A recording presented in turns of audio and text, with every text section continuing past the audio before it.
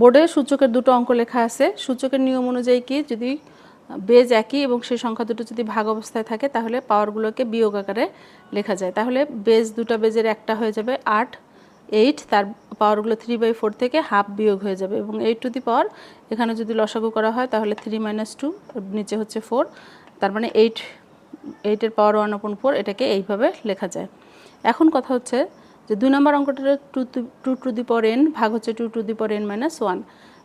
Base একই অবস্থায় যদি দুটো সংখ্যা ভাগ অবস্থায় থাকে তাহলে প্রথম সংখ্যাটার পাওয়ার থেকে দ্বিতীয় সংখ্যাটার পাওয়ার বিয়োগ হয় এবং সংখ্যা দুটো একটা হয়ে যায়। তাহলে এই দুইটা সংখ্যার একটা হয়ে যাবে এবং প্রথম পাওয়ারটা থেকে দ্বিতীয় পাওয়ারটা বিয়োগ হয়ে যাবে, দ্বিতীয় সংখ্যার পাওয়ারটা বিয়োগ। তাহলে কি হচ্ছে n - 2। তাহলে এটা মাইনাস দিয়ে গুণ করে দিলে n-+1 হয়ে যায়, n কাটা, এখানে থেকে 2 টু দি পাওয়ার 1 থাকলো হচ্ছে 2। এটাই হচ্ছে এটার অ্যান্সার।